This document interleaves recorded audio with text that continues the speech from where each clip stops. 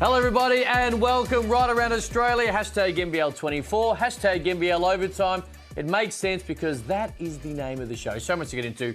We're jam-packed and surprise, surprise, long service leave is over. He is back, Liam Santamaria. Where you been? What's up, man? Oh man, you look so different. I did look different. I haven't seen you in 4 years. How you doing, man? I'm good, man. Feels I'm good. like it anyway. I've missed you guys. Good. I've missed this desk. I've missed the viewers, and Yes. I'm back. Oh, beautifully done. Damon Lauer in the house. How are you, man? Cam, You fired up? I'm all right, man. You fired up? I will get there. I know you are because I heard NBL Now today. I know you're Football fired up. season hurt me a little bit, but I'm good. Well, you know what? No Dallas Cowboys chat on this show because that wasn't a surprise to anyone. Let's get into it right now. Straight up off the top, the Sydney Kings. We talked about it last week. There was doom and gloom. The fact that they really have destiny in their own hands. And the fact is they went to Adelaide and laid an egg. Then they went home in front of a huge crowd and were brilliant. I'm going to ask you first, Liam. Where do you see Sydney? Good or bad or otherwise? Otherwise, Okay, go on. that was a great win. Huge. It was also a bad loss. That's what we've seen over the past week, as you summarised beautifully. Thank you. And so I don't see any reason to get sort of too overwhelmed by either. I think we're still where we were with Sydney for the most part. That was a great result. They took care of business on their home floor on what was a big occasion there at Kudos Bank Arena in front of a massive home crowd. Credit to them. It's been a struggle over recent times, and I saw some things in that win that I hope continue. I hope Jalen Adams is that guy and Denzel Valentine is that guy, and there's that kind of enthusiasm from that group overall. I'm not sure about the zone. I'm not sure if the zone's going to be a recipe for success moving forward. And, you know, we saw this a little while ago from the Kings, a bounce-back performance in Tasmania, and things got back after that to where they were. I'm hopeful that's not the case coming forward. What's between otherwise and bad? Average. Somewhere, Indifferent. whatever that word is, that's Yeah. where I'm at. Okay. Because yes, that was an awesome performance for the pink round. That was great. And them guys on their day are high octane, explosive when they feel like it. And this is why I'm just below otherwise, because how can you just be so up and down? What is it? There was nothing to really change. Coach Mood put the same starting five together he had the previous week. Yes, they still play some zone. You're playing, the rotations seem to be normal. Angus Glover's playing more, Quatnoid. Everything seemed the same. Why now? Why now? That's my thing that's got me. I can't take any confidence out of that win because I don't know if I'm going to see it again because you guys have showed me glimpses of you don't feel like playing, which is a shame. It's been a weird season for Sydney because early on in the season when they won 7 of their first 10 games and it looked like a fun team to be a part of and they were playing high octane, the ball was moving and it looked like, they brought DJ Hogue back, things that got a little weird after that point. But then, whilst I haven't been on this desk, I've been watching and it has looked like a team that maybe wasn't all completely together. That's what it's looked like to me over the past 2 or 3 weeks. Obviously, it's, when you're losing, it can look a little like that, but it just looked like the coach and the players and everybody wasn't all just pulling and pushing in the same direction. And yes, it did look like that on Sunday, but we need to see it more together more often moving forward. Absolutely. I spoke about this last week. When a team, and the Sydney Kings have done this really well, both on and off the court, they set a standard, 2 championships in a row, they get a huge crowd, it's not an easy market, Sydney. I spoke about this last week. And then often we can jump off them really fast because the standard they're playing this year on court is nowhere near what it has been over the last couple of years. But the destiny is well and truly in their own hands. If someone had said in the middle of January they're going to be 500, okay, based on the fact their starting 5 all changed, they've got a new coach in. They've had some injuries, but I don't really use that as a major excuse because every team's had injuries. I think they would be happy with it. Now, they probably... happy with 500. Absolutely. To this point, in the middle of January, where they have a platform on when they should play their best basketball. Now, the big question is, did they play their best basketball early, and for whatever reason they're not gelling? Because I didn't overly expect them to be really good early. They were much better. Yeah. And then they were in a situation. So where they are right now, I'm sure there's frustration, but it gives them top 4 still, just behind Tasmania a percentage. I don't think anyone argues that they're in the same realm as Melbourne and Perth, which I don't think anyone outside of Melbourne and Perth are. It gives them an opportunity. If they play like they do on Sunday, they're dangerous. But it's an if. Yeah, they are. It's an if. But I think they have given themselves a slither. I would hope that the great cause on Sunday actually does band them together to believe in themselves to go in the right direction. What's the cause going to be in Perth? We'll find out. But here's what I'm saying. They're at home against Perth. Yeah. Sorry, they're at home. I thought they was in Perth. Sorry. They are back-to-back champs. There's a standard that comes with that. There's an expectation that comes with that. If you don't like it, you shouldn't have won 2 in a row. No, but no, you got it. No, you have a responsibility. It's a whole different starting five and new coach. So there's got to be some realistic. It is a cultural. It's a cultural thing. Whoever walks into that locker room got to go. We champions in here. That's how we get down. That's how we move. We move and act like champions, regardless if this is my first year or not. And they haven't been. And I'm sure there's a guy in Japan right now that probably choked all over his damn Japan noodles, his spitting suki out, choking on his sushi. Xavier Cooks is going, hey, that is not what we built, how you guys are playing right now. So, look, that's what I'm saying. They got some standards to live up to, and they owe it. It looks a little like Chase Buford is doing a little bit of that as well. He's watching closely. You see him jump on social media from time to time, make some comments about Jalen Adams and guys on his team last year and the like. There's time.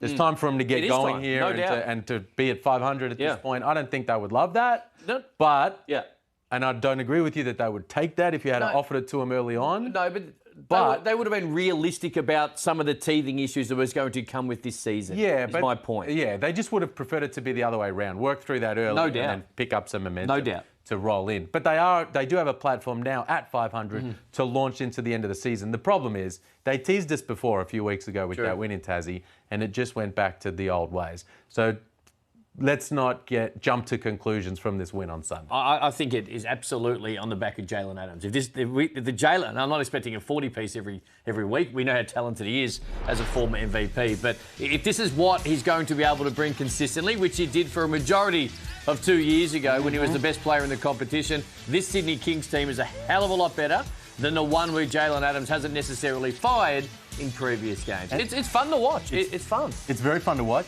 And he needs to have the mentality like Bryce has in Perth. Yep. And say, I'm the man. I'm the man, and I'm going to bring this sort of production. Not this sort of production, 39 points in 27 minutes, but I'm going to bring this sort of aggressive mindset game after game.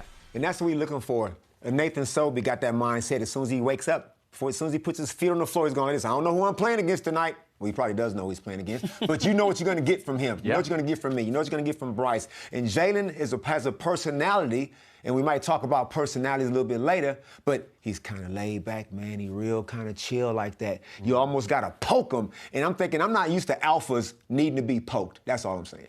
Hey, big shout out. We touched on it. A huge day. Doubleheader, of course, for an unbelievable great cause on Sunday. I say this about every jersey, right? Every single jersey, regardless of what the theme is, teams should choose to wear them at any time. So if they want to roll that jersey out again at some point over the rest of the season, go for it. I really think the clubs need to do a little bit more. Be it the Indigenous jersey, be it the Pride jersey, whatever jersey it might well be it a retro jersey, be it pink round jersey. So you're up for this sort of superstitious thing that some teams do to say, we won in that jersey, we're going to keep it rolling? I'm not against it, and I don't think that clubs should just put a jersey away, in particular if it looks cool like that did, and not wear it again. Superstition or otherwise. And I agree with you. Big ups to the franchise for some of the things that they're doing, right? The initiative for Christmas Day, now we're in year 2 of that.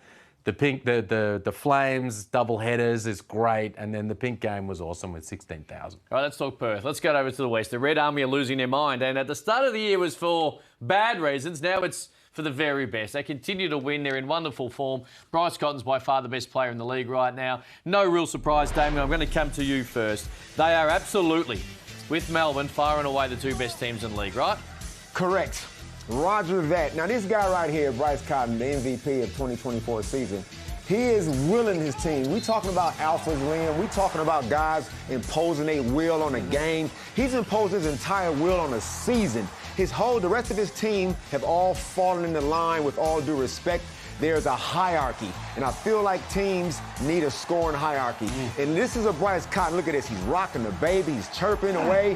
I haven't seen that level of aggression from Bryce. Obviously on the court in the playing style, but that extra stuff he's giving. Like, what you say? Say it again. Just for that, I'm about to go on a 10-0 run. Who'd you think I was? This is what I like this part of Bryce. Be the bad guy sometimes, man. He gets the army up and about, and if you go on the road, he can take that too. I'm loving it. When Bryce gets like that, not the scoring, he does that every game. But when he gets like that, when he's rocking the baby, have you ever seen him rock the baby? Never. When he starts pointing at Corey when he does those types of things, they're the best moments in the NBL. Because, and we're seeing, like you said, we're seeing a lot of it this season. And I'm here for it. I'm loving it. It's like pissed off Bryce.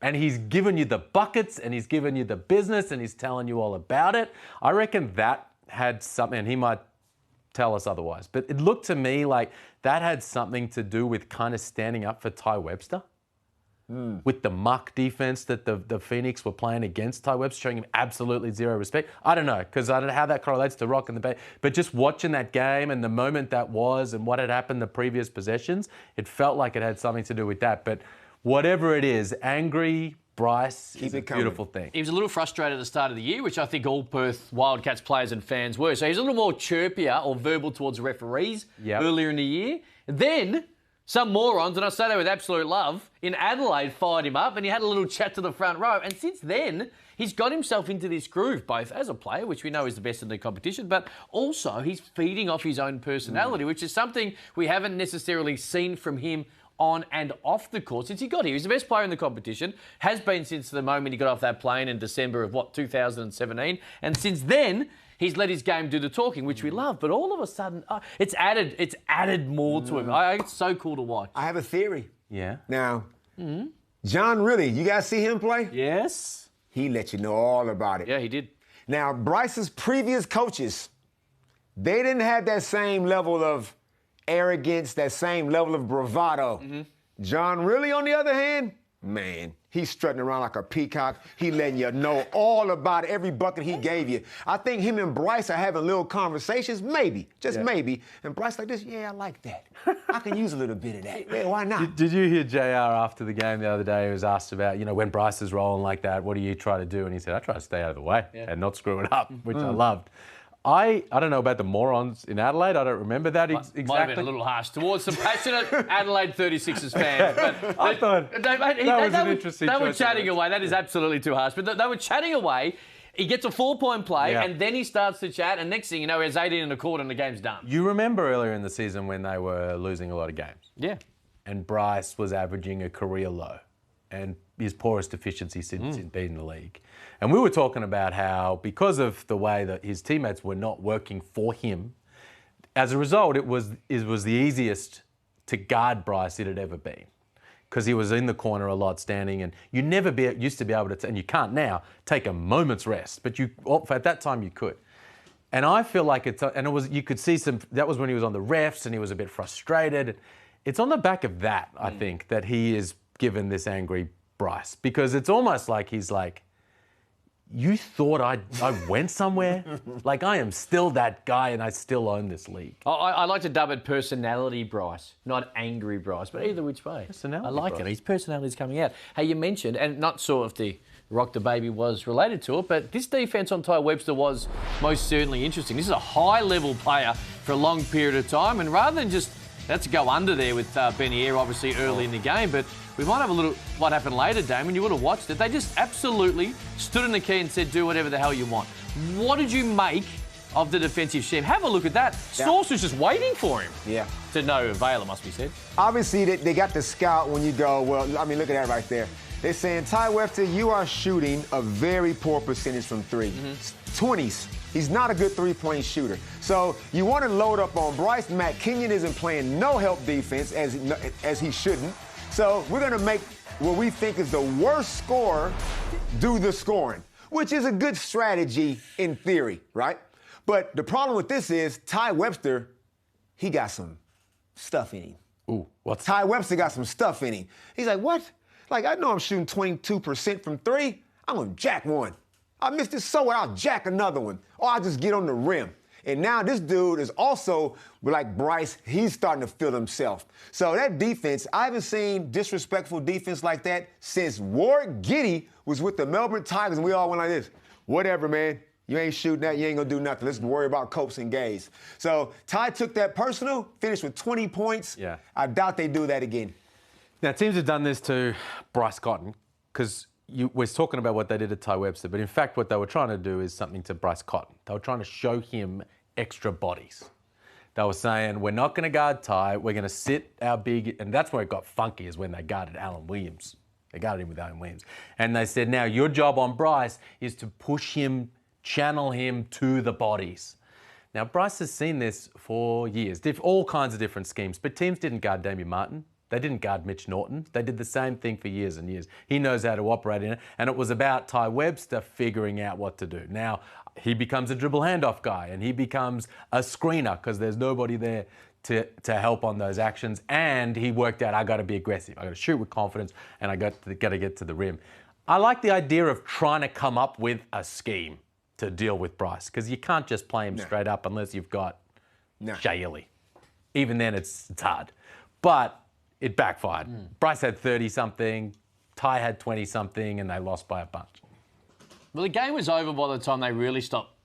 Actually, they were going under's one thing, but it's a stand in the key. And in that last clip we seen, he just dribbled in to where he wanted to go and posted up Ben Air. At least if you're going to guard him that way, at least stop him at the foul line. Don't just let him get deep into the key and be able to do what he does. We sagged off Daryl McDonald, too.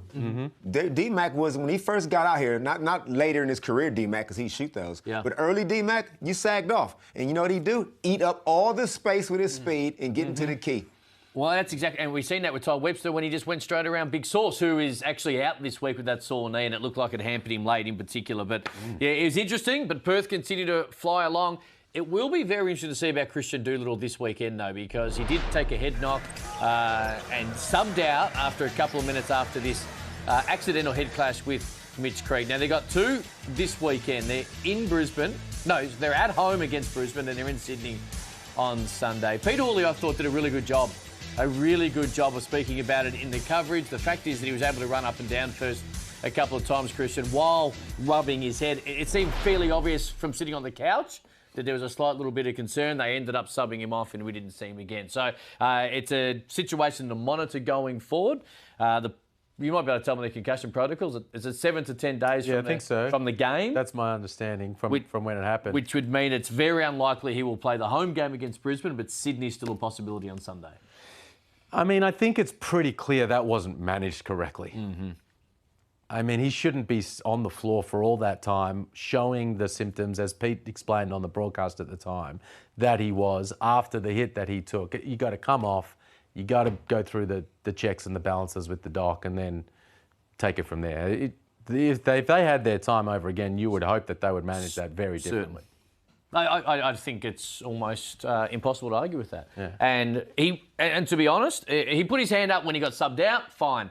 But he was rubbing his head the entire 6 or 7 minutes. You can't leave it up to the player. No, you cannot leave it up to the player. This is why we have medical staff, not just with concussion, which is of the utmost importance, but of any injury, because every player is going to want to stay out there. And you would have played through stuff that at different times might have been like, hey, D, that finger? Maybe let's just take a little time off and just attend to. So you've got to be able to save the player from themselves, and I don't think that happened on Friday night. It happened right in front of their bench is the most disappointing part. If it happened way up that end, and Christian Doolittle, he has that demeanor about him that you don't know if he's really, he doesn't show any emotion. He doesn't show any real expression. So if you blink or you look away and turn around, you go, oh, yeah, Christian's fine. But this action here, like that right there, okay, yep, something's not quite right. But you know what? He got a rebound. He still was actually playing. And whether they was just caught up in the moment of the hype of the game, but to happen right direct in front of their bench, somebody saw it. And nobody banged heads. Yeah. And they both came out of that hit holding their head. And referees in this situation, we know in the AFL and other codes, if one guy takes one step sideways, they stop everything. Well, but to be fair, that might be actually the process. I know I've never been on an NBL bench yet, of course, but going forward, maybe there's a million things that are going on, right? I know it happened right in front of the bench, but you got a million things going on the bench. We do have a review system, and we do have a direct line of communication to the referees. Maybe that's something that we need to look at from an NBL perspective that comes from the top. Hold on, you want the NBL, the refs and the review centre to tell the coaching staff and the I'm medical simply staff saying that to maybe, get a guy off the floor. maybe there's an investigation or a communication conversation about the process. Because we're sitting here saying, well, Perth probably should have seen that. But as you two have been on NBL benches, there's a million things going on, right? Are we just expecting Well, it's interesting because you're just talking about in a boxing match, the ref would stop the fight. Oh, yeah. And say, he's going to take check your him out. gloves and look you in the eye. Yeah. Now, again, we don't want the replay center taking involved. the guy out because if you hit me in the head, like Mitch Creek, nothing was wrong with him. No, agree. Mitch was fine. Agree. But he did, again. But if you wobble. True. He kept rubbing his head. It's a wobble I don't rule. know. I'm just trying to spitball. It's the a little wobble bit. rule. The wobble. It's not a bad idea. Just to maybe try and work out to make sure this doesn't happen. So Okay. we're across everything. But we'll see what plays out over the next sort of couple of weeks. Hey. We know you've been on Brisbane Island. You're a little more tan than you normally where I've are. Of course, you are the vice mayor. Oh, yeah? Or deputy mayor. Of course, Nathan Sobey has to be the mayor right now. He's been playing some wonderful basketball. How are you feeling? You have been Brisbane Island. You've been staunch. The wobble rule came in a couple of times, but you've stuck with it. Yeah. They're playing really good basketball. Yeah, they are. And look, it was lonely there for a hot little minute mid-season.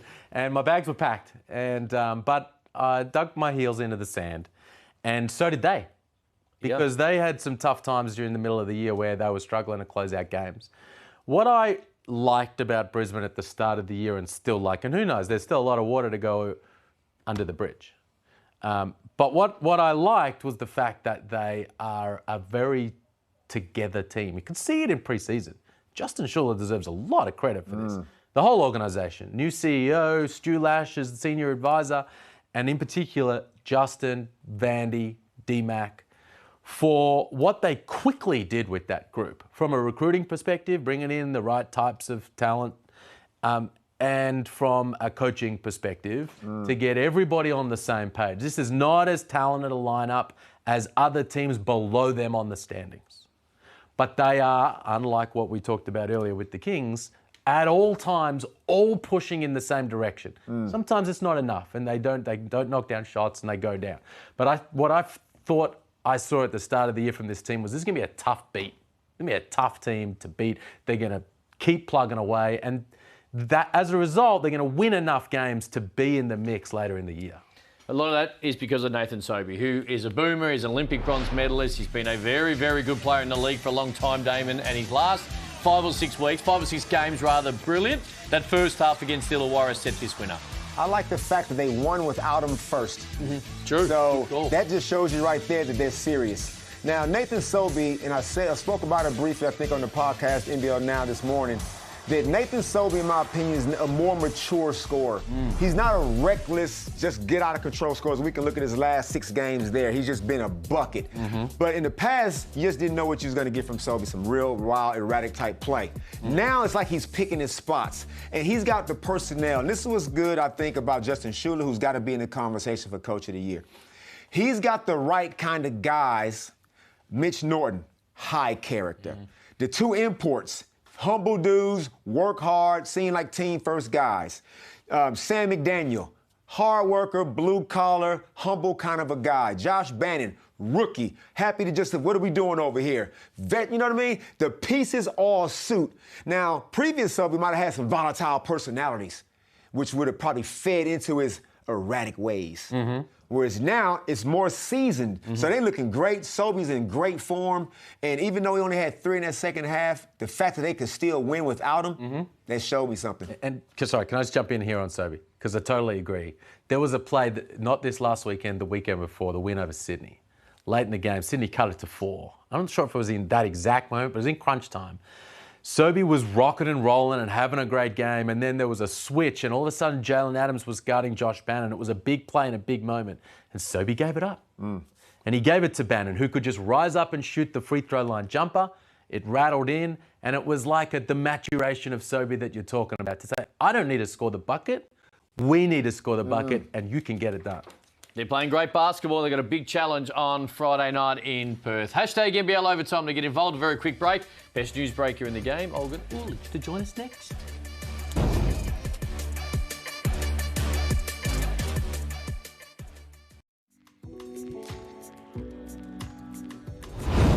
Well, I believe in our group. Whether or not we can solve that in 6 games, To be quite honest with you, I have no idea. It's really up to them in some of these areas.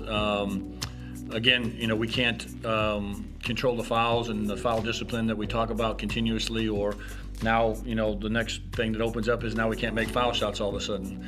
So, it's you're putting out one fire and then another one starts. And so sometimes in these games, and a lot of these times, we're our biggest enemy. And I don't know what these 6 games hold. We might not win another game for all I know, or we're able to win 6 in a row.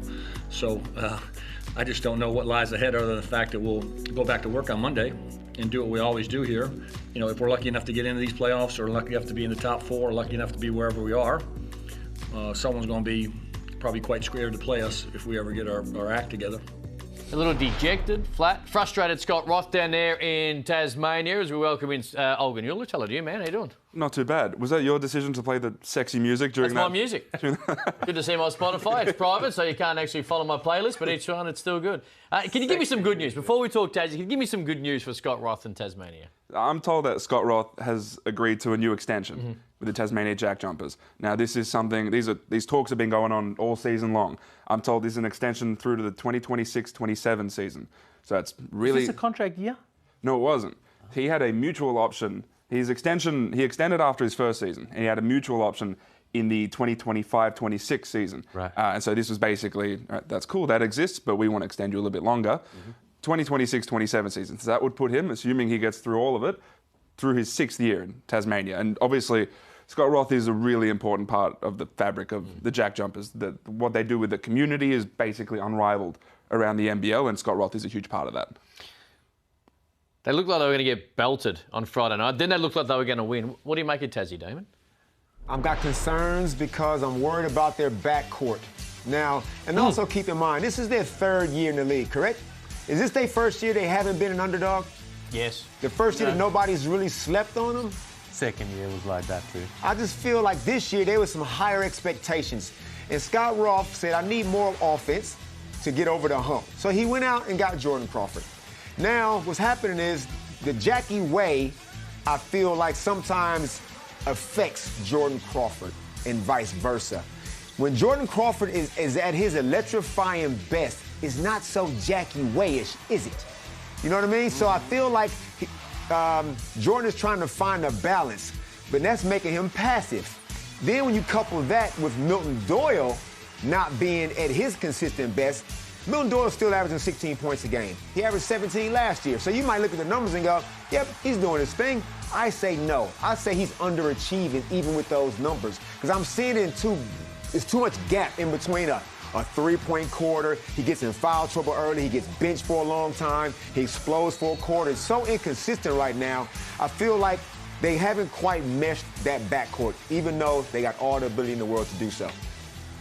I'm not sure that was a foul. What do you mean you're not sure? It wasn't a foul. Don't play it diplomatically. That was not a foul. Okay. And it changes the whole feeling of this game. You're sure? I'm not sure. Okay. I'm not worried about the Jack Jumpers.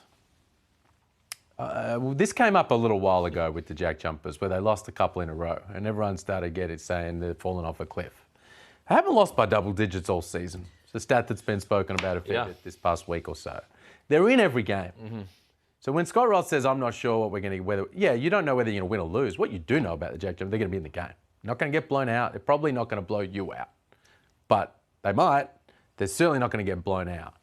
So I'm not too worried about them. Milton Doyle, I give him a huge pass. Huge pass. He's had a tough time. And anybody who's experienced loss to a close one, a loved one, can appreciate what he's been going through this season. So I give him a pass. Anytime he comes out and does what he did at the end of that game, I tip my hat to him and say it's a credit to you to play at this kind of level while you're dealing with grief. But I do agree with some of the other stuff you're talking about there with Jordan Crawford, but I'm not too worried about him. I think, as he's right, they're going to win enough. They're 500. They're going to win enough games to be in the top 4. They're going to play in that game in the 3-4 play-in game, and we'll see how that goes. But they're going to be in the thick of things when push come to shove, and they're going to be a tough beat. A couple of things. Same theory as Sydney. They're winning enough games. Sometimes we jump off this bandwagon. It's like, well, hang on. They're in the top 4. They've won 11 games, and they're right there with the chance to play. They'll be top 4 at the end of the season. I think Sydney will be as well. And they get an opportunity to have a crack at Melbourne or Perth come semi-final time. The one concern I have with Tasmania... You reckon they'll make the series? They'll get through the play-in? Yep. Yeah, I think the final 4 will be the 4 that is currently now. Melbourne, Perth, Sydney and Tasmania. Now... I think the difference is Sydney. Sydney's floor is lower, ceiling is higher. Probably. The thing that I have a concern with, and that stat about losing games like all single figures is great. It means they're in every single game. Yeah. But it also means they lose some of these games they could possibly have won. Their clutch time isn't... We give credit, and we should. We give credit to teams who win close games, and we should. And sometimes we don't necessarily look at the other side of the coin and say, geez, why aren't these teams winning late? And that's the thing with Tasmania. I'm not saying they're not going to win a couple of these games, but you also have to wonder, if you are in every single game, how do you not turn I'd prefer to be that team. That's a John Wooden. Absolutely. I don't want the highs and the lows. Just give me solid But every game. does it win you a championship? Probably not. That's the thing. And they are a championship caliber team coming in to this particular season. They give themselves a chance, 100%. They are there. Scott Roth, again, we spoke about this last week, maybe a little bit, glass half empty. We may lose all 6 games. That's not going to happen. That's not happening. That's not happening. But the fact is they haven't quite been able to get to the level that so many did. Now, whilst they were frustrated after Friday night, Illawarra most certainly were not, at least not with the result. And the good news keeps coming because a bit floating around. Some breaking news today, wasn't there? Yeah, so Kyle Adnam is joining that team as a nominated injury replacement. Now, he'll come in and play in the place of Dan Greeter, who's re-aggravated one of his leg injuries. So Kyle Adnam comes in. I think that's sort of a piece, or at least a skill set they'd been missing, like a backup creator. AJ Johnson gives them a little bit here and there, and then it's Bawali Bales, Dave O'Hickey. But now they have Kyle Adnam coming in, 30 years old, has shown little bits and pieces offensively, was out of the league this year. They showed interest in him in the offseason, but it was just really tough to bring in someone like Kyle Adnam in. There was an expectation for a certain amount of money from him that not a lot of teams were willing to pay, and so he played in Romania, but now he's back, injury replacement. They have a lot of games in hand as well, and so he'll be active for enough games to be eligible for the playoffs, assuming they make it. It's a bit of a strange signing for me. I think they need a bigger body. Why not use that opportunity to bring in a bigger body? They got Justin Robinson, Tyler Harvey, AJ Johnson, Bawali Bales, Dave O'Hickey, 5 guys who can play the point and handle the rock. Bring in a Dylan Stith. Someone like that. A big body so that when Sam and Lockie or those guys get in foul trouble, you've got some extra depth in the front court. I'm with you on that one. Tough break for Daniel Greeter. I mean, he just can't catch a break, that dude. So good luck to him. Kyle Adnam, we all know his work. Kyle Adnam has his strengths. He has some weaknesses. But I'm with you, Liam. They got too many players with Greeter.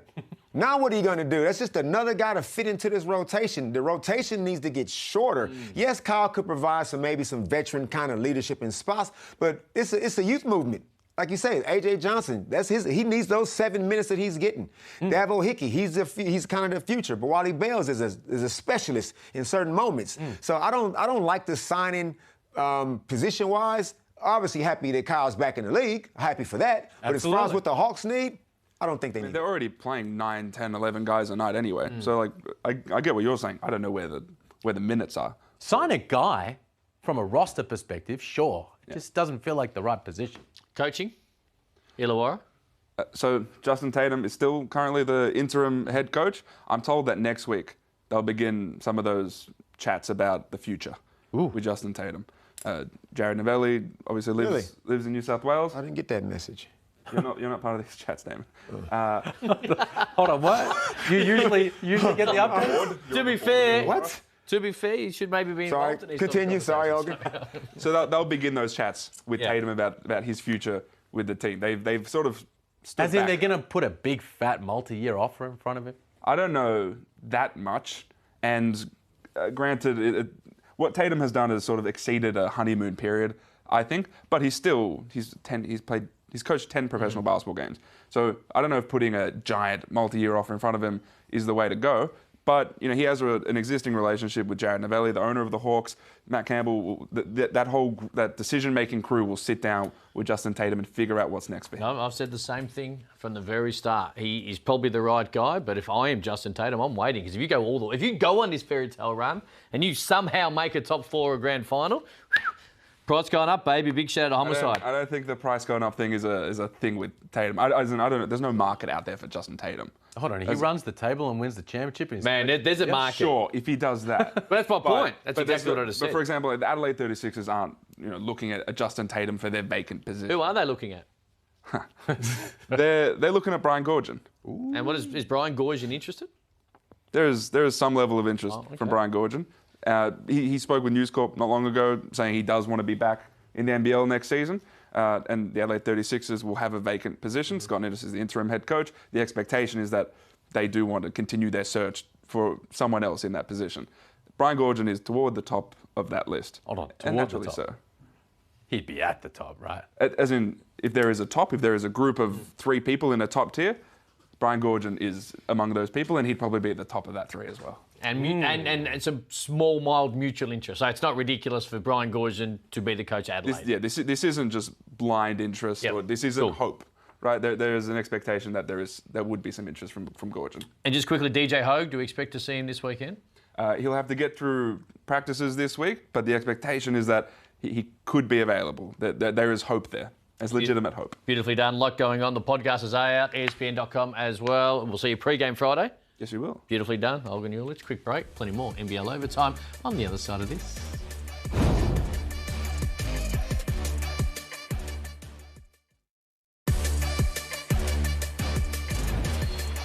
A Friday night in New Zealand. 2 teams expected to have championship credentials coming in. Melbourne United topped the ladder, missing 2 starters.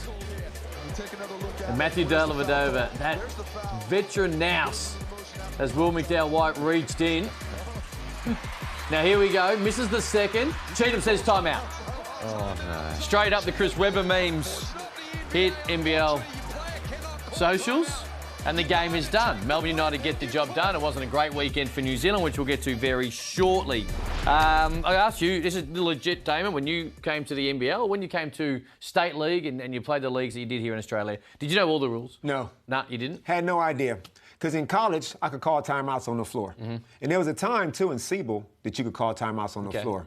But some of the other little intricacies, you kind of learn on the fly. But something as basic as a timeout, it's not like Zylan Cheatham just got out of college. He should know better. And he even went the timeout with the full, he didn't even do the one finger. He didn't even do that. So he completely just is a brain fade, poor dude. And I just, but I want to go back to the foul. Yes? Bad foul. Why? Do you think Delhi's going to make that shot? Back to the basket? To give, yeah. You had a foul to give, I know. But now you're in a situation where we can't use it. He is now in a vulnerable position. It's almost like he is fouling himself. He's not making that shot. Delhi waited, and that's that NBA. He said, because that continuation. Yes. We always don't play the continuation here. And once Delhi got it, I'm thinking right now, you leave him. Just leave him. That is a tough shot to make. I know they had a foul to give, but if they could do it back, maybe not. Good foul, bad call. And heads up play from Daly. Absolutely loved it from Daly watching it. Didn't like it from the officials. There's a foul to give. I say foul in that situation, and you foul on the catch like he did essentially. And when you really watch it, he fouled, and then Daly went up into the shooting motion. That's my view anyway. So I think that the officials got that wrong. And I'll be honest, it cost New Zealand the game. Absolutely did. So I agree with you. Right? Not the timeout. No, it didn't. I absolutely 100%. Unbelievable play by Daly. Unbelievable. But that now needs to be the call for the rest of the NBL season. And we see it often on the floor. We see it all the time. Right? All the time. Traditionally, on a big man who catches it. No. We do. And it stays. Yeah, we do, but that doesn't need to be the call the rest of the season. Well, you got it wrong once. Don't get it wrong every time. Well, this is why players get so frustrated, though. And this is why New Zealand are frustrated. This is why some of the fans are like, well, hang on a second. So we got to make just get it right every time, and that was the one time you got it wrong. All right, no, that's a fair call, I suppose. But I just legitimately think we see that all the time, and it just gets too... Because we will see that at different times be 2 shots compared to beside our ball. If he was dribbling already, if Delhi was like this, and then he goes up, because then they say, well, you didn't put the ball back down. Well, in this case, he hadn't even dribbled the ball. So that foul should have been, like you said, they should have caught it on the floor. A continuation rule confuses me a lot in the NBL as well. What was great, though, like we saw some low IQ play at the end of that game with the timeout, when it's not the first couple of weeks of the season either. But that's a high IQ play from Delhi. And we love that about him. Let's just quickly touch on Matthew Dellavedova. And we know he's missed games. Concussion has kept him out. And we talk about Chris Goulding, who is their best player, in my opinion. JLA, who wasn't there. Luke Travers is having a really good year. Of course, that NBA hype. We talk a lot about the Flynn Camerons, the Kyle Bowens off the bench, who have had really nice years. Ian Clark, clearly. But Matthew Dellavedova is having a really good season. He was All-NBL second team when he came in a couple of years ago, and they fell a little bit short. We know that the Boomers, chip on the shoulder, and Paris is driving him. Funnily enough, he's not shooting very well from the three-point line, which is something that was probably the conversation coming into the year, how he's worked on it and all the rest of it. But Matthew Dellavedova is having a really, really good year. And some parts, and it happens when you're talented, is underrated. I think we sometimes forget about him. And I think Friday night's a perfect example of that. No Shaylee, on the road, 2 starters down. We know Chris Goulding, Ian Clark, and Matthew Dellavedova was really good again. Playing really hard. Every possession, high-level defender, super smart, great off pick and rolls. The float game is on point. The passing game, Ariel Hukporti loves Matthew Dellavedova. The thing is, Melbourne have better three-point shooters. They do. So when he's shooting, what is he shooting, mid-20% or something on the year? I'd feel it'd be about that number. I don't have the exact I number. would prefer Ian, if I was a Melbourne United fan, I would prefer Ian Clark, Chris Goulding to be shooting more of those shots. Matthew Dellavedova in that deep 4-guard rotation, the beauty is when the team that deep, when guys are out, more playing time.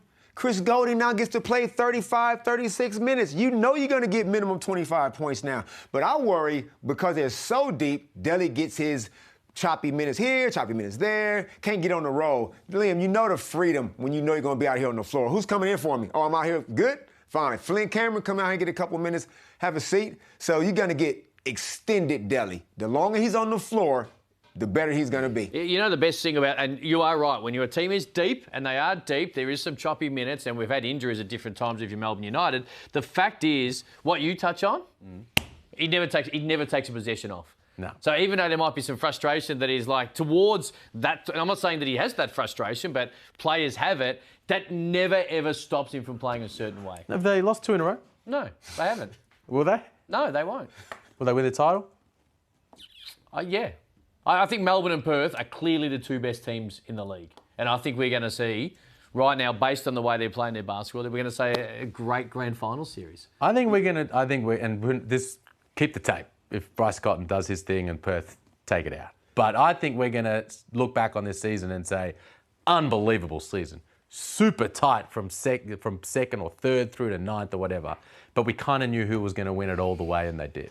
Melbourne United are falling into that thing that happens to great teams that win all the time.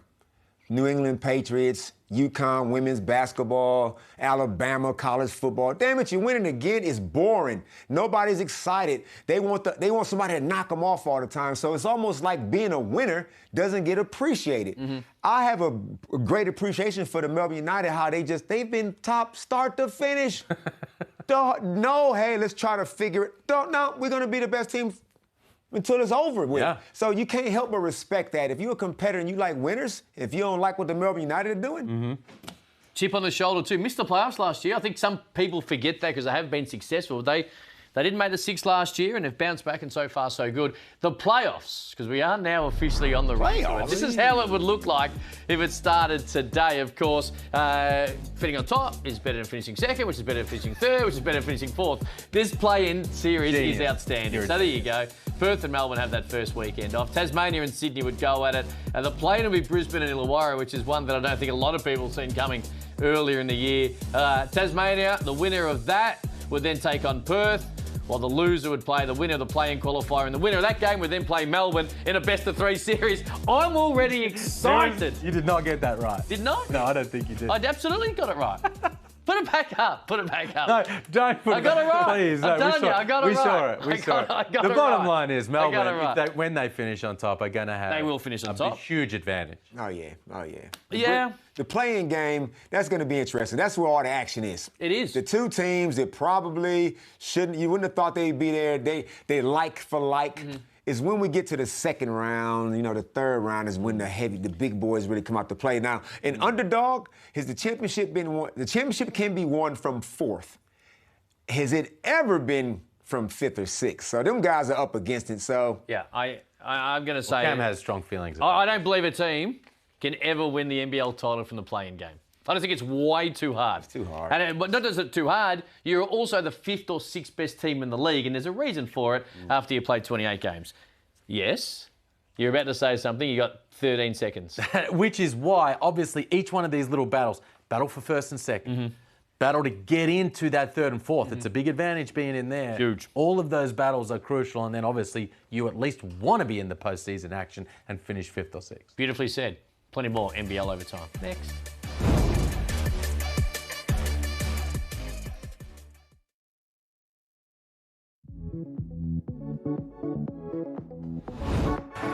Just does not stop moving. Same exact move. Same again. Stays over top. 23 on 8 of 11 for the bench. As Adams lets loose again. Averaging 30 minutes a game on the season, Nathan Sobey, as he gets rid of Lee Step. She's up to 19. He's aggressive. And he can do that.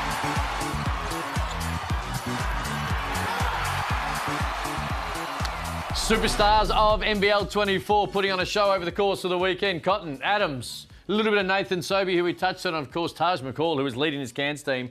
Very entertaining and fun to watch. A big win, a big comeback win against the 36ers on Saturday night. This is the best thing about this league right now, Damon Lowry, is the high level, not just of imports and guards, but the high level of play we are seeing night in, night out. I'm not an awards guy, because they don't trust me. But for the people who have to put it together, it is a nightmare. I don't know how they're going to get it done neither. And whoever put that little mixtape together to leave Jordan Crawford out of it after what he did to Todd Blanchfield's Achilles tendons. But yeah, I don't know what you do. Like, I'm trying to work out my first all-star NBL team, and I got no idea what to do, man. Because I'm liking a big. I'm liking Isaac Humphrey's season. I'm liking some bigs. I don't want to put 5 guards in it, even though they unbelievable. I got no idea what to do. How do you miss out? See all this, right? So when you're trying to decipher it, there's ladder position. You see where the team sits on the ladder. Does ladder position come into your thinking? No, not for All-Star 5. Not for first team All-NBL. Not ladder position, because you can have the bottom team and you just go nuts and just have a great statistical season. That's what it's about, isn't it? The MVP is for the ladder. The ladder position comes into play then. But as far as first team, Liam, I'm not cool with the ladder position. I think it does come into it a bit. So let's talk about, for instance, we're comparing Chris Golding to Dejan Vasiljevic. The numbers for Vasiljevic, he's averaging more points per game. The numbers are probably better. But Chris Golding, the impact he's had on the best team in the league, who's been best from go to woe, I think it comes into it in some instances. I don't think you base it all on that and say, if you're not in the top 5, I'm not even considering you. But I think that it's one of the things you say, all right, well, he's been a part of this team that has done this. He's been a part of that team that has done that. That's fair. But I agree with you, man. Man, it is hard to try and put together an all-NBL first team. Positions or not. Well, just to put some of these guys to try and work out who sits above who is very, very hard right now. we continually have this discussion on this show, right? Do you have a big in your All-NBL first team right now? Which is Anthony Lamb a big? Well, He's a forward. He's a forward. This is the thing, right? If Anthony Lamb Do you have a center? big, center's probably the right I term. got Alan Williams knocking on the door. He's going to miss too many games. Over Isaac Humphreys? Yep. And then with Isaac Humphreys, who was having He's 11th or 12th in scoring and he leads the league in rebounds. But like the thing is with Isaac Humphreys, who's having a great season, deserves to pill a little bit more, to be fair. Is he really in the top 5 players in the NBL this year? No. And this is where So you this don't put him in there. positionless- Don't put this him is where in. this positionless conversation is going to get to. Yeah, but don't a whole worry. new So level. that's what it is, though. Don't Yeah. make your team based on how you wish it was and how it used to be. It is what it is now. So right now you're big. You would have you'd have Lamb in there? I think, yeah, I'd have Lamb. Yeah, well, he has to be. That was actually a rhetorical question. Oh, he has to be. Oh, please. He's in the top 5 players in the league, isn't he? Yes. Yeah, Yeah, thank I got it. I said I got him in there. Good, thank you. Cotton? Yes. Golding? Yes. Ooh. Sobey. Miller? He's on the bubble. Sobey? You got him in? Yeah. It's very guard heavy. This is going to Well, it be is what the it is. talking conversation, right? So be it. It most certainly is. Nathan, Hashtag NBL so be Overtime to get involved. I have got a yes or no question that I believe to be 100% correct, and we'll see what Liam has he's going to say about it next.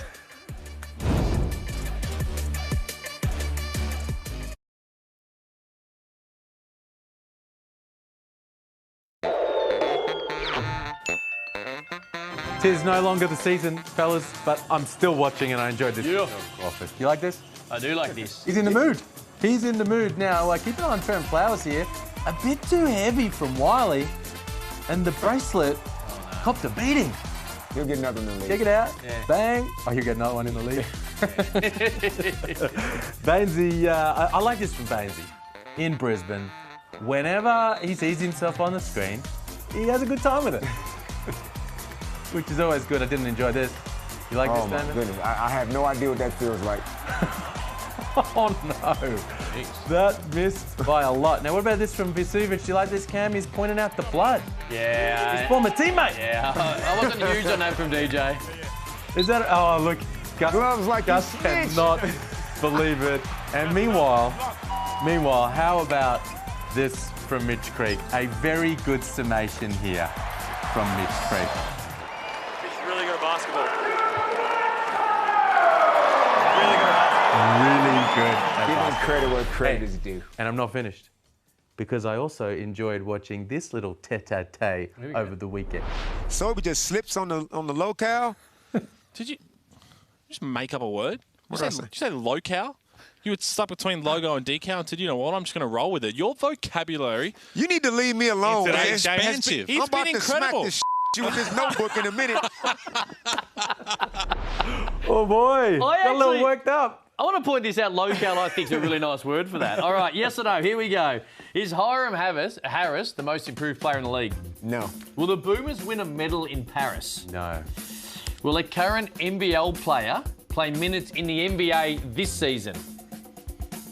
No. With your role as the GM at Next Stars, do you have a sit down with Adam Silver soon? No. Yes or no? That's a no. Absolute no? Am I supposed to? I don't know. Wait, hold on. Have I If you were a checked? Let me check my calendar. If you were a GM and had a coach under contract, would you let him go for Brian Goorjian? No. Between now and NBL 40, that's 2040, will every franchise win a title? Yes. I like it. God.